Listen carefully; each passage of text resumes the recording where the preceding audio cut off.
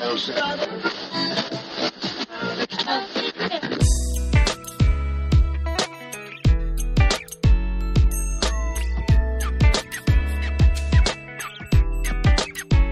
everybody, and welcome to the Pre-Accident Podcast. I'm your loving host, Todd Conklin. How in the heck are... I almost said a naughty word. Holy cow. I stopped myself right there at the end, though, where I'd have to put the red E on this episode. That'd be terrible.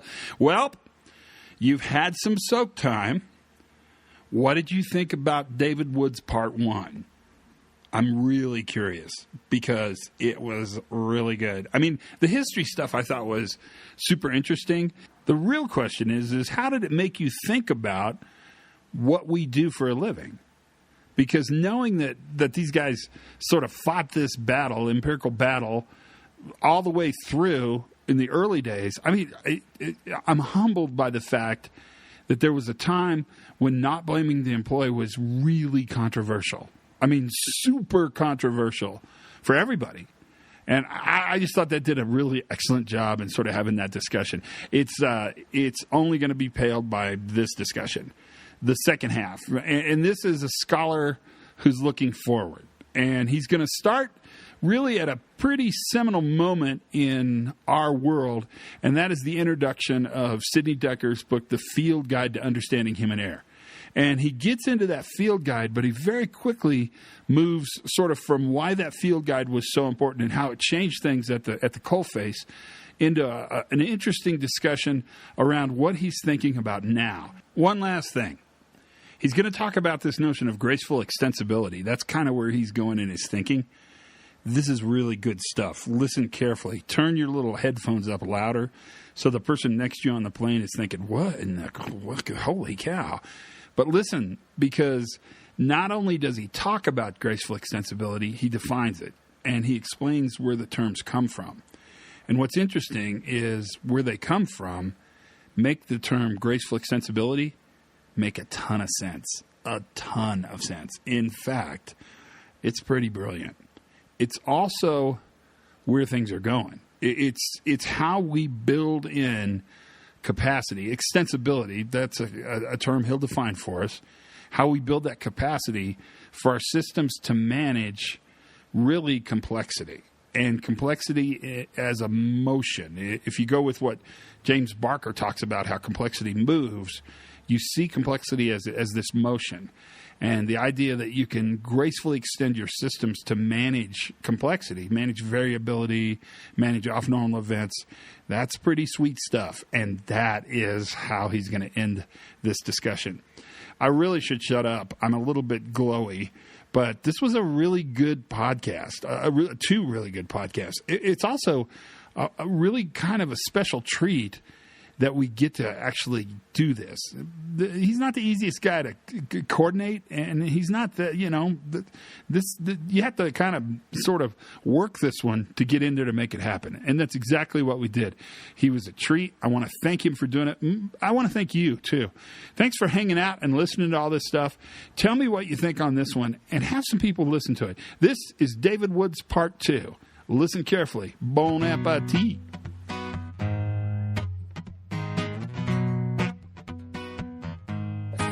Well, I left out the one thing I wanted to cover, though, was how the field guide came about. It's not too late. You want to talk about it? We can put it in. Or you can put it in another one down the road. Sure. Right? Whatever's better for you. I'm good. Well, if you want to turn it back on. Okay, it's on. One of the other things that happened in the 94 book was we needed to show people a way to escape hindsight bias. And so we laid out the simple approach of follow the knowledge, follow the mindset, follow the goal conflicts, right? How is knowledge brought to bear as the situation changes?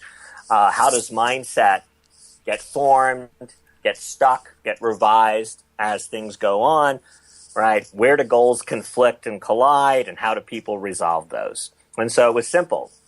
Follow the knowledge, follow the mindset, follow the goals. And we illustrated that with specific incidents. And so we thought it was pretty straightforward, and it was this idea you have to start, not with the accident and work backwards, but you had to start saying, what are the kinds of tasks that people are doing? What makes those things difficult? How do they usually make it work? Today we might say work is practiced or done, not work as imagined by policy and procedure and automation. And so when you took a forward-looking view to escape hindsight, you could recognize the conflicts, the difficulties, the ways those are usually resolved, so you could find ways to improve the complex system. And so we thought that was a pretty good practical way to go. As it turned out, it was hard for people to take that procedure, that way to approach escaping hindsight bias, and put it into action. So it was when Sidney Decker was studying with me, he went, this is hard to understand, and it takes practice, and people learn it by working with you closely. We need to make this more accessible to people. And part of his response to that was to go off a few years later and write the field guide to human error investigation, which was trying to take and make it really understandable and actionable for people to escape hindsight bias by taking this approach to building the scene on the road from the practitioner's viewpoint and seeing the dilemmas and conflicts, the gaps and uncertainties, and how those gaps are usually bridged to create safety, how the variety of degraded conditions arise, but people keep working to make the system function well despite those degraded conditions, conflicts, and limited resources, and to really understand work as practice and see the gap between work as practice and work as imagined. So that, and I think that continues to be one of the major contributions from everybody in this to make that a fundamental way people approach complex system safety and proactive safety. It's quite remarkable too. I mean, it's amazing how that book grew legs. It's very nice to hear that. And again, all I can say is it wasn't obvious along the way that would be the outcome. And that's the part I think that I find most interesting about you, Dave, is how you kept the fortuitous ability, the focus to stay in this, because it was pretty controversial. Well, in the end, we felt we were making progress, and it was exciting. Problems at the intersections of different traditional areas and approaches between theory and practice, different academic disciplines, psychology and engineering and computer science. That's where the fun was. I mean, in many ways, it was thrilling, and we felt we were getting somewhere. At the same time, it was often frustrating when we ran into barriers and communication breakdowns. I think that is still the story today. What are you thinking about now? I am thinking about what I really am focusing on at this stage is in some ways handing the reins over to yet another generation and giving them the best guidance and momentum, build their momentum and direction to be successful moving forward. I don't want people to have to replicate and repeat the findings and results that we have had in the past. We want them to move further because there's plenty of new topics and new challenges in proactive safety. So I want things to progress and move forward. And I want to lay out sort of the fundamental foundations. I've been doing that over a number of years, first with the laws that govern cognitive work, that there are a bunch of fundamental, sometimes they're empirical generalizations, sometimes they're just critical findings that we see over and over again. But actually, some of these are a much more fundamental character that actually capture the ways that human systems defined most broadly work, the way the adaptive universe functions, and that there are fundamental regularities and fundamental properties of the adaptive universe. And I'm trying to put together a theory of graceful extensibility, and it's going to capture those regularities, and that you can use those to understand quite broadly how adaptive systems work and how they break down and what kinds of interventions will have a value in increasing adaptive capacity and the right kinds of adaptive capacity, and which ones will actually be counterproductive and create the law of unintended consequences, where you'll make changes that look good but actually have a lot of offsetting negative consequences. So that's what I would like to do is finish up this theory of graceful extensibility. When you talk about graceful extensibility, what do you mean? Well, it's really actually a kind of simple thing, which is any system defined at any level has limited resources and exists in a changing world. And that means it has boundaries, right? It can handle things up to a point. So as more and more trouble gets thrown at it, more and more change, more and more efficiency pressure, it can handle that, but eventually it exhausts its ability to respond. And these are findings, cases we saw in our studies of misadventures in the operating room with anesthesiologists back in the early 90s and in other places, in nuclear power. Right? The events cascade and exhaust the capacity. People can't keep pace with the events and the change in events. And so the question is, you need some ability to stretch at the boundaries. The world will throw surprises at your model of how to do work, how to be successful. Even as you improve on a variety of efficiency and productivity criteria, surprises will still happen. And when you face those surprises, how do you stretch? It will go beyond your standard way of functioning, and you need ways to stretch. And when we study successful groups, we see that stretching or extending in action. So graceful extensibility comes from a simple combination of graceful degradation, right? So people gracefully degrade, machines are brittle at the boundaries and tend to collapse when events go beyond their capabilities or range. But we were much more than just slow degradation in performance, right? We were actually looking at a positive attribute of adaptive organizations and adaptive teams. And so I took software extensibility and combined it. Software extensibility is the idea when I'm building a software system, I have to build it now in a way that makes it easy to change it down the road when people want to use it in new ways, when it interacts with other kinds of software in other kinds of contexts. So you have to make it, you have to build your software architecture so that you can extend it to work in these new situations over its life cycle. So I put those two together and said resilience, in the sense that I'm interested in it, is the opposite of brittleness. And the name for that form of resilience is graceful extensibility. That's how you overcome brittleness, because brittleness is a boundary effect, right? Doesn't say anything about how great or poorly you perform when events stay far from your boundaries. It tells you what happens at the boundaries. Brittle systems fail rapidly or collapse rapidly when events push them past their boundaries.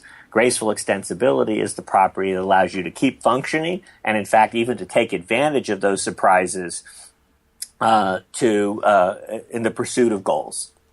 That's a huge paradigm shift, but I find it super intriguing. I mean, well, keep tuned. I'm trying to finish this writing. Yeah, I can't even wait for that to come out, because in my mind, that's the most exciting new ideas around creating resilient systems I've heard in a long, long time. How do you feel about high reliability? Carl's stuff. So it's one of the contributors. Yeah. It makes to our progress, right? It makes the critical point that open flow of information. Everyone agrees open flow of information is critical for proactive safety. Even though that information is about your weaknesses and blemishes as an organization, and organizations that hide that information or try to hold it close to the vest are going to actually undermine their ability to be effective at proactive safety.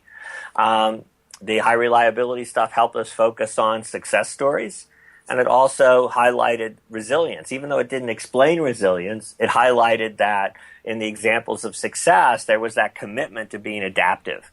And that's where we've made the progress to understand more about the factors that create the right kinds of adaptive capacities, things that we were really seeing at the beginning 30 years ago. So we have made progress there. And in the end, to really make progress, we have to go beyond a organizational or sociological approach, though. we have to be able to take actions that go beyond culture change and attitude surveys. And that's where we want to go, why we called it resilience engineering. They would be different engineering. It was the kind, but it, in the end would have a technical base and an actionable set of tactics, just like other engineering areas that you could put into place.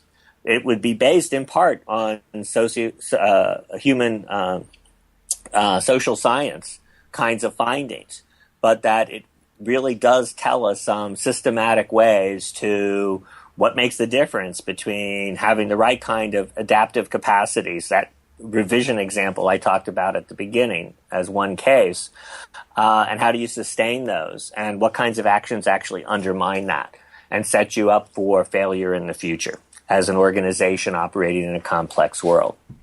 But in the end, you know, the new thing really, I think, comes down to the line using in to open a new book, which is failure is due to brittle systems, not erratic components, especially human beings. And in fact, when we find stories of success, we find people in different roles at different levels of the organization adapting, right, to make things work, to close gaps, to create safety. Our job is to support them in that inevitable process of closing the gaps that must arise because all of our systems, despite our best efforts, operate with limited resources in a changing world. So gaps are inevitable. And predictable. Yes. And that helps organizations at the coalfront, you know, at the coalface, actually have something to do. Yes. Right? I mean, it's why we said engineering. It wasn't just a science of complex systems. It was that we wanted an engineering, a set of actionable tactics organizations can put in place to actually do this. And it's coming to fruition. It's happening. You're seeing stuff happen, right? We're trying real hard. And we need partners, and we need, because this is stuff you can't do in a narrow sense, one team, one person at a time. You need partners to start to put these programs together, put them into place, learn the best tactics, and to share those best tactics with others. And so lots of people in the field have data that would be valuable for any researcher. And I like the fact that you're pushing us hard to maintain that empirical backbone, to stay close to the science, right? Well, and in some ways, that's our biggest success over the last 15 years is there's a lot of data about what makes the difference between resilience in action and brittleness and unfortunately brittleness in action. And understanding that difference, that coalface, as you mentioned, is where I think we've made the most progress. And there's more and more studies and more and more settings coming out, whether it's in an emergency department, an ICU, on and on and on. We're finding more and more of this stuff. I think we really need to use that and get more cases of intervention where we put new tactics into place because we understand the risk of brittleness and some of the sources of resilience. And we need to have more cases where we're putting in a real improvement plan based on these ideas and starting to see which ones make the biggest difference, which ones are sustainable, and how you balance that given the inevitable production pressures that arise. Any final words to the population that will enjoy this amazing podcast? It's keep going. I mean, the proactive safety is an important agenda. It's a technical agenda. It's a human systems and social agenda, not just an engineering agenda. But in the end, it is something that's really valuable for human beings and all of the different systems that we create, all the different services that we provide. People create these for human purposes and to serve human purposes, regardless of the level of technology or automation or autonomy. And so creating proactive safety is really quite a way to balance all of the sciences and essentially a moral case for how to make systems work to serve people and not harm them.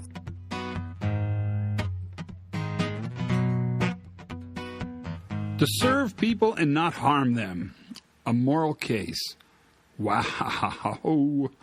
Can you imagine? I can't even imagine what we just went through over the past 2 weeks on this podcast. How much, I mean, this is truly a masterclass, and it just is. It's a masterclass. It's, in a way, it feels like going back to first principles. We're going back to sort of the origins, but we got more than the origins. We got that path forward as well. And my challenge to you is, how do we think about this really not in safety, but within all of our operations, no matter what we do? Because the crazy thing about this new view is that it's really not just about safety, because we're starting to really figure out, and the workers had this years ago, but we're starting to figure out that really all these things come together at the worker. And what we do is create systems where we understand those limits, or we know that systems have limits, and we understand how to manage the complexity at the edges of those limits. That, my friend, is what we talk about all the time. And it brings in kind of every other podcast. Now, all of a sudden, Ivan Papalitti talking about margins and learning, or Bob Edwards talking about sort of the voice of the worker. Those things become really significant. Bill Rigo talking about the way he understands failure. Those things all take their origin in really what David Woods has done and his associates, Eric Hollnagel, James Reason, name them, the greatest hits, Sidney Decker. Those guys have done a tremendous amount of heavy lifting to get us to where we are today. And it just seemed like the right thing to do. And to break it into two podcasts, I mean, it does a couple things for us. One is there clearly is the historic view and then the look forward view. So the split was pretty natural. Two is that it allows for that soak time. It allows you to listen to part one several times before you go into part two. And then three, because you ought to know this, it actually checks off two podcasts on my list. And I don't know if you've thought about this, but it's kind of a lot of work for something to come out every week on time, every time. I have to kind of keep ahead of it. I enjoy it immensely, and it's the one thing I can give to the world, and it's the one way we can build this community that we talk about. And that's really what this is about. I'm starting to think maybe it's a circus, the circus of New View people. I'm fine with that as well. In fact, that doesn't even bother me. I hope you enjoyed this podcast. Thank you for listening. Tell your friends.